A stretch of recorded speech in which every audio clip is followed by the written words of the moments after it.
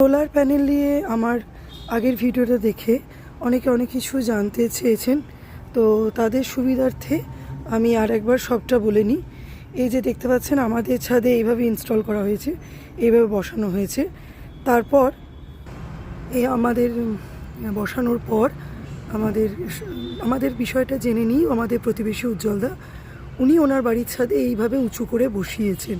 আশা করি দেখাতে পাচ্ছি দূর থেকে।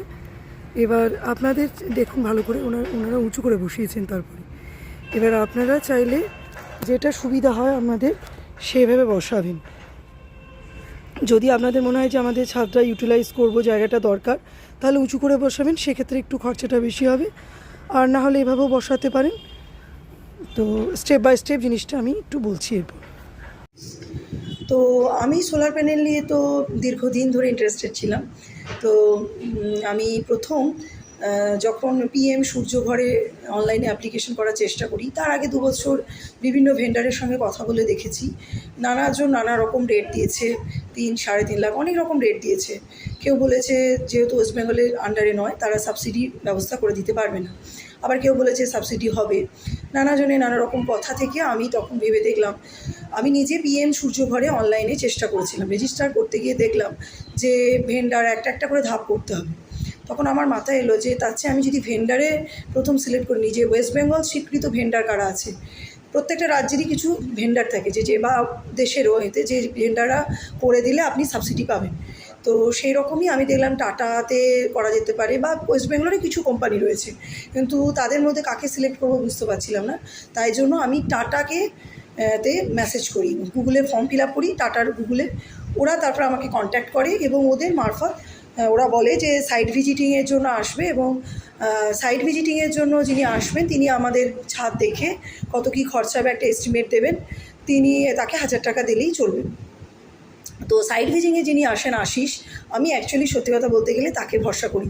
তার সঙ্গে কথাবার্তা বলে আমি যেটা বুঝেছি যে, এবং আমি এগুলো আগেও ইউটিউবে বিভিন্ন ভিডিও দেখে 2-3 বছর ধরে এগুলো নিয়ে জানি কিছুটা। তো অনগ্রিড করলে খরচাটা কম হবে। অনগ্রিডে আমাদের যে খরচাটা মোটামুটি 2,20,000-এর মধ্যে হয়ে গেছে।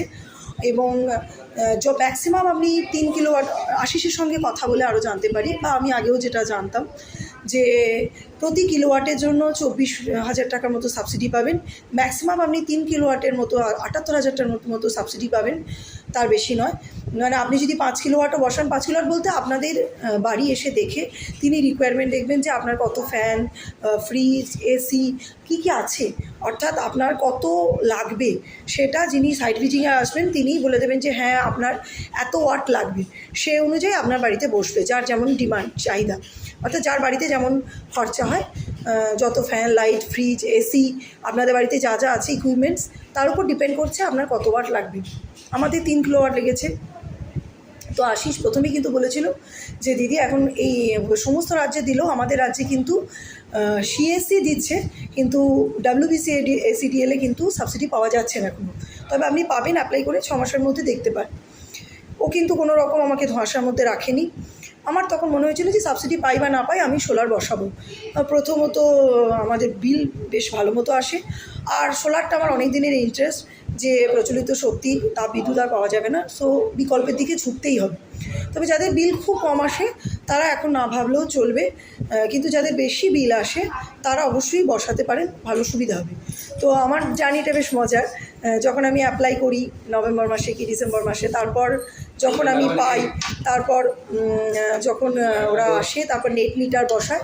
নেট মিটার বসাতে বেশ সময় লেগে যায়। সেই সময়ে খালি আমাদের যখন ইলেকট্রিক অফিসে অ্যাপ্লাই করা হয়, ইলেকট্রিক অফিসে অ্যাপ্লাই করার পর যখন দেখা যায় যে ওরা যখন সার্চ করছে যে তখন বলা হচ্ছে পিএমসিতে পাওয়া যাবে না, সেই সময় মুখ্যমন্ত্রী, এখানকার ওয়েস্ট বেঙ্গলের সরকার ওটাকে আলোশ্রী করে দেয়, এবং আলোশ্রী আন্ডারে আমাদের আবার পুনরায় আমাকে আবার কিছু সেই সমস্ত যা কাগজপত্র জমা দিয়েছিলাম সেগুলোতে হয় না, যেহেতু আলোশ্রী হয়ে যায়, তখন আমাকে আবার 4,000 টাকা দিয়ে আবার একটা ফর্ম ফিল আপ করতে হয়। এবং তারপর যখন আমি মানে সৌভাগ্যবশত আমি যখন নেট মিটার আবার বসিয়ে দিয়ে গেল ইলেকট্রিক অফিস থেকে, এবং নেট মিটার বসানোর কদিনের মধ্যেই কিন্তু আমি ভাবতে পারিনি যে আমরা এত তাড়াতাড়ি সাবসিডি পাবো। তো আশিস আমাকে বলে যে দিদি এই প্রকল্পে একমাত্র দুর্গাপুরে একজন আর এই কিন্নার বীরভূমে আপনিই একমাত্র, এই দুজনেই সাবসিডি পেয়েছেন। তো সাবসিডিতে পেয়ে ভীষণ ভালো লেগেছে অবশ্যই, কারণ আশা করিনি অত তাড়াতাড়ি সাবসিডিটা পাবো। তো এরপর আবার সেই এখন তো গভর্নমেন্ট চেঞ্জ হয়েছে, তো এখন পিএমশ্রীতে অ্যাপ্লাই, মানে পিএম সূর্যঘর যোজনা যেটা, সেটাতে আবেদন করতে পারেন। তারপর যার যা প্রসিডিওর, আপনারা, আমার যে কোম্পানিটা করেছে সেটা হচ্ছে ইএনসি, এবং সমস্ত মেটেরিয়াল যারা কোম্পানিটা ইনস্টল করেছে ইএনসি, আর যা সমস্ত মেটেরিয়াল সেগুলো হচ্ছে সব টাটার মেটেরিয়াল। তো টাটার মেটেরিয়ালের জিনিসপত্র, ওয়ারেন্টি, গ্যারান্টি সব কিছু টাটার। প্রায় 20-25 বছর পর্যন্ত ওরা মেটেরিয়ালগুলো ভালো থাকবে বলেছে, আর সার্ভিসিংও ওরা করে দেবে, ওয়ারেন্টি।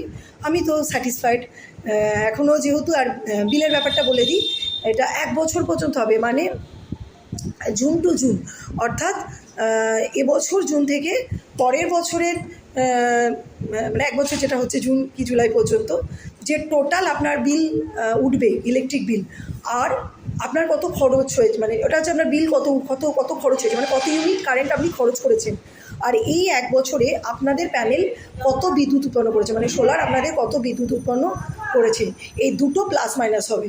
ধরুন আমি একটা মাসের হিসেবে বলছি, আপনার খরচা হয়েছে 100 ইউনিট, আর আপনার সোলারে উৎপাদন হয়েছে 80 ইউনিট, তাহলে আপনাকে 20 ইউনিটের বিল দিতে হবে। কিন্তু যদি আপনার 1 বছরে বেশি উৎপাদন হয়, খরচ কম হয়, সেক্ষেত্রে কিন্তু সেই বেশিটার জন্য আপনি কোনো টাকা ইলেকট্রিক অফিস আপনাকে দেবে না, বিলটা ব্যালেন্স হয়ে যাবে। আমার এখনও পর্যন্ত সেভাবে ব্যালেন্স এখনও কিছু বুঝতে পারছি, ভালোই উৎপাদন হচ্ছে, পার ডে ভালোই বিদ্যুৎ উৎপাদন হচ্ছে, মানে সোলার উৎপন্ন করছে, সুতরাং আমার বিল বেশি আসবে না এটা আশা করা যায়। আমার অনেক বিল আসতো, 9,000, মানে কোনো মাসে 15, 16, 12, 14,000, 3 মাসে আর কি বিলটা ভালোই আসতো। তো let's hope for the best. আমি বিলটা এলে পরে আবার পোস্ট করে দেবো বিলটা কত হয়েছে। আর যদি আপনাদের কোনো এরপরও কোয়ারি থাকে, আমার মোট খরচা পড়েছে 2,20,000-এর মতো, তার মধ্যেই সমস্ত কিছু ইনক্লুড হয়ে গেছে। যত দিন যাবে, আর একটা বলি, এই সোলারটা যেটা প্যানেলটা আমরা লাগিয়েছি, এটা দুদিকেই বিদ্যুৎ উৎপাদন হয়, নিচের দিকেও হবে, ওপরের দিকেও হবে, এবং শুধু এর একটাই মেনটেন্স করতে হয়, মাসে 1-2 বার শুধু জল দিয়ে ধুতে হবে, এর বেশি কোনো মেনটেনেন্স নেই, আর কিচ্ছু ঝামেলারও নেই, বোঝারও নেই। আমি আশিসের ফোন নাম্বার এই ভিডিওর ওপরে দিয়ে দিচ্ছি, এবং ফার্স্ট কমেন্টও দিয়ে দিচ্ছি। আপনারা চাইলে, আপনাদের যদি মনে হয় ওর কাছে করবেন, তাহলে আপনারা ওর সঙ্গে কন্ট্যাক্ট করে নেবেন, কথা বলে নেবেন ওদের কোম্পানির সঙ্গে। আর যদি নাহলে আপনাদের যে পছন্দ হয়, যে ভেন্ডারের সঙ্গে কথা বলতে পারে। আশা করছি আর কোনো কিছু জানার নেই। আমরা অনগ্রিড করেছি, অফগ্রিড এবং হাইব্রিডে খরচা আরও বেশি। হাইব্রিডে মানে হচ্ছে কারেন্ট না থাকলেও চলবে, আর অনগ্রিডে কারেন্ট না থাকলে কিন্তু চলবে না, মানে এসি ওটাতে আপনার জমাতে হবে। আপনাদের ইনভার্টার থাকলে, আমার যেমন ইনভার্টার আছে, তাই কারেন্ট না থাকলে আমার কোনো অসুবিধা হয় না, ইনভার্টারে স্টোর হয়ে থাকে, আর সেরকম তো কারেন্ট যায় না যে এসি জ্বালানোর জন্য অসুবিধা হয় না। হাইব্রিড কিন্তু অনেক খরচা পড়বে, এটা বলে দিলাম। যদি মনে করেন যে কারেন্ট থাকবে না, এসি চলবে এরকম, কিন্তু সেটা খুব রেয়ার দরকার হয়, কারণ অত খরচা কেন করবেন। আর অনগ্রিডে মোটামুটি যা বিদ্যুৎ উৎপাদন হবে তাতে চলে যাবে। বেশ।